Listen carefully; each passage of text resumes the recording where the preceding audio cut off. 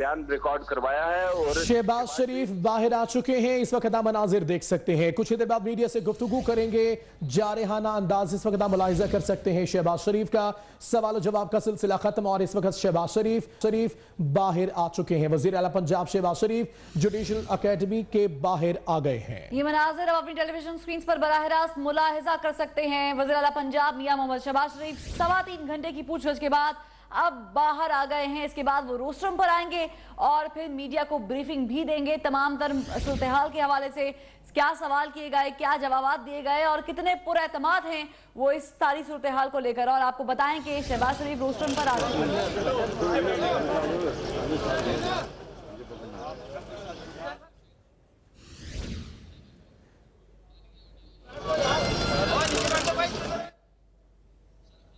आपका शुक्रगुजार हूँ कि आपने इतनी देर इंतज़ार किया। अभी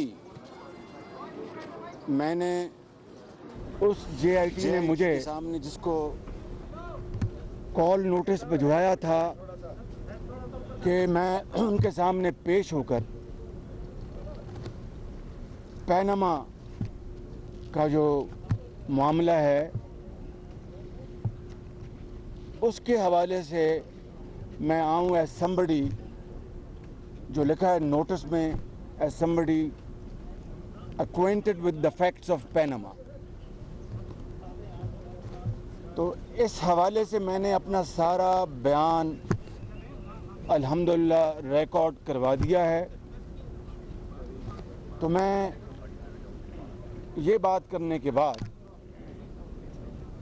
ये कहूँगा कि अभी परसों वज़ीर आज़म पाकिस्तान भी इसी JIT के सामने पेश हुए थे और इस तरह पाकिस्तान की तारीख में 70 साल तारीख में पहली बार ये नया बाब रकम हुआ कि एक मुंतखब वज़ीर आज़म सुप्रीम कोर्ट के कायम करदा JIT के सामने पेश होकर उन्होंने अपना मौक़िफ़ बयान किया। और आज एक और तारीख़ रकम हुई कि शायद पाकिस्तान के तारीख़ में पहली मरतबा किसी सूबे का खादिम इस JIT के सामने पेश हुआ।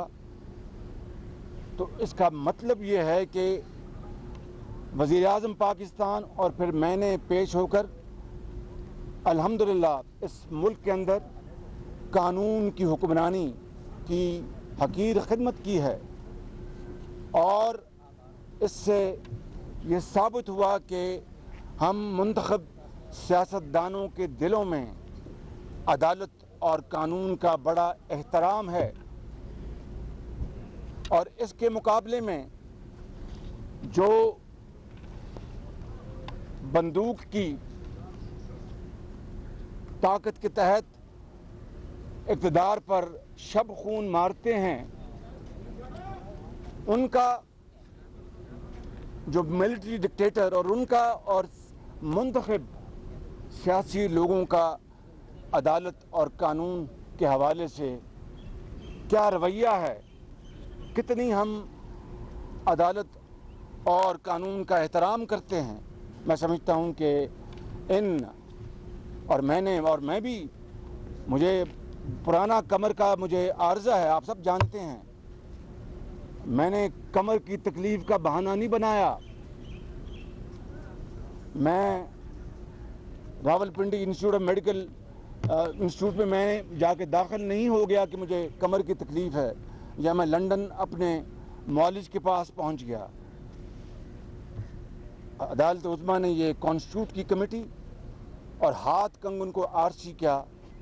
अपना मौक़िफ़ आज अल्हम्दुलिल्लाह पूरी जो भी अकल है और आजी से अपना मौक़िफ़ पेश किया।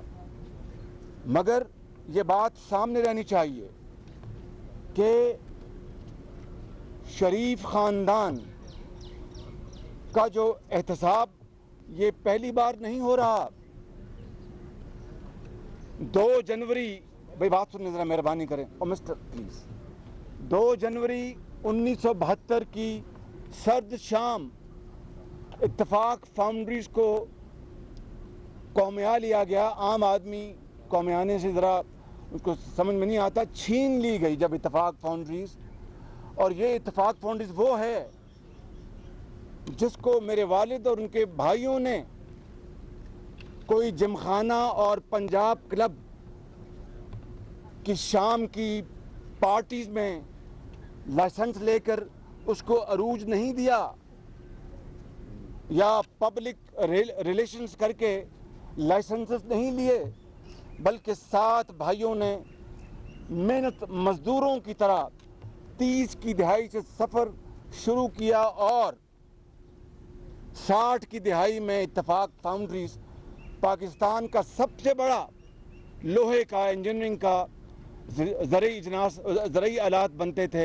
हत्ता के 65 की जंग में और 71 की जंग में दिफाई वहाँ पर साजो सामान बनता था और जिसको हमारे जरी और बहादुर जवान दुश्मन के ऊपर फायर करते थे। तो ये फ़ख्र है मुझे कि मैं एक ऐसे बाप का बेटा हूँ।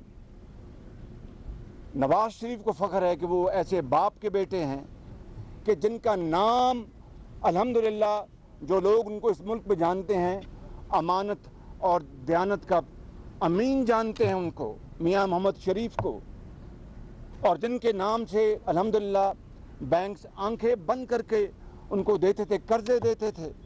और पाकिस्तान का सबसे बड़ा इदारा जब बन गया तो 2 जनवरी को पहला एहतसाब भुट्टो के हाथों हुआ जब उन्होंने पाकिस्तान के सबसे बड़ी फैक्ट्री को छीन लिया और 10,000 मजदूर बेरोजगार हो गए और जो पैदावार ख़त्म हो गई। और फिर बाकी तारीख हिस्ट्री है। और फिर मोहतरमा बेनज़ीर साहबा के दौर में 88 और 90 में हमारा दूसरा एहतसाब हुआ, जब फिर हमारे ख़ानदान के कारोबार को तबाह करने की कोई कसर नहीं छोड़ी गई कि बच गए कि 90 में दोबारा इलेक्शन हुए। तीसरी मरतबा फिर एहतसाब हुआ, वो 93 और 96 के दरमियान जब मोहतरमा बेनज़ीर साहिबा की दूसरी गवर्नमेंट आई और उस मरतबा उन्होंने फ़ैसला किया कि इनका नाटका बंद करना है और उनकी चिमनी, उनकी सनतों की चिमनियों से धुआं निकलना बंद करना है। और वो बदकिस्मती से बंद हो गया, मैं ख़त्म कर रहा हूँ, बंद हो गया। और फिर वो नुकसान हुआ, जॉनथन जहाज़ को आप जानते हैं कराची पोर्ट पर खड़ा रहा और करोड़ों अरबों रुपए का पैदावारी नुकसान हुआ। और फिर चौथा एहतसाब मुशर्रफ के दौर में हुआ।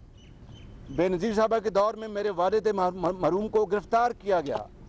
मुशर्रफ के दौर में मैं आज पहली मरतबा कह रहा हूँ कि मुझे भी हथकड़ियाँ लगीं, लेकिन बदकिस्मती से ये बातें बताना कोई अच्छी बात नहीं, लेकिन आज मजबूरी बता रहा हूँ कि ये किस तरह कड़ा एहतसाब हुआ कि नवाज शरीफ साहब को भी हथकड़ी लगी, मुझे भी हथकड़ी लगी और हम जहाज़ में एक दूसरे के सामने मैंने आंखें झुकाई हुई थी। तो मेरे भाइयों, मेरी बहनों और मैं कौम के अपने बुज़ुर्गों और भाइयों से मुखातिब हूँ इन कैमरास के ज़रिए कि एहतसाब हमारा अल्हम्दुलिल्लाह चौथा एहतसाब हुआ, 5वां एहतसाब हो रहा है। लेकिन एहतसाब हो पहले भी और आज भी अपने आप को पेश करते हैं, मगर ये एहतसाब क्या है? ज़ाती ख़ानदान के कारोबार को तबाह किया।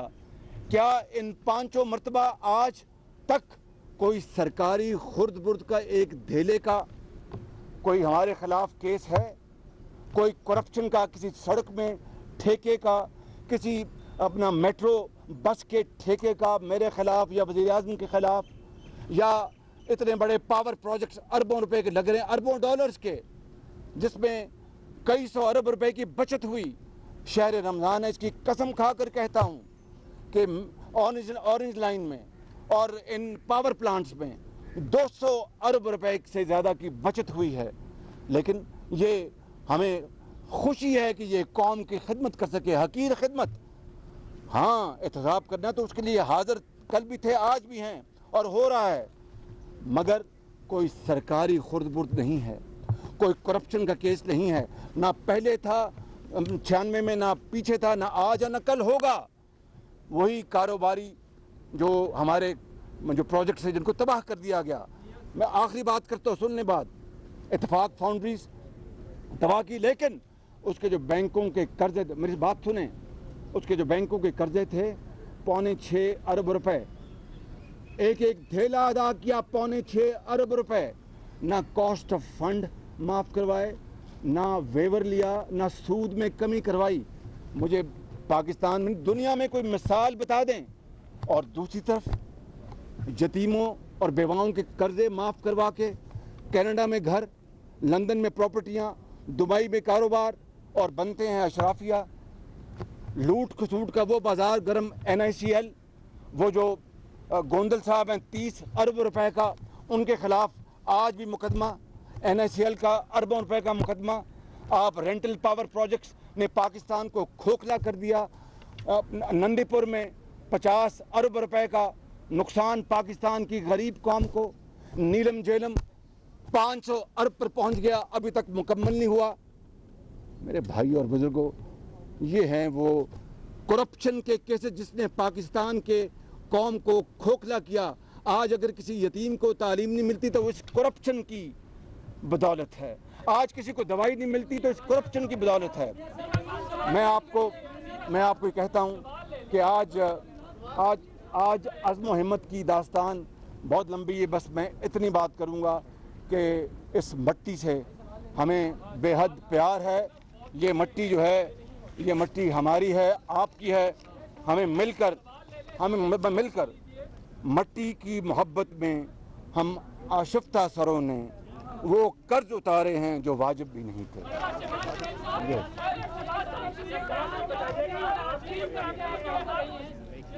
एक करके आप लोग मैं भाई मैंने जितने बात सुन लें भाई, जितने भी उन्होंने सवाल किए, मैंने to the best of my knowledge मैंने जवाब दिया। हर बच्चा अरबपति है, 30 साल से। वाह वाह वाह वाह वाह वाह वाह वाह।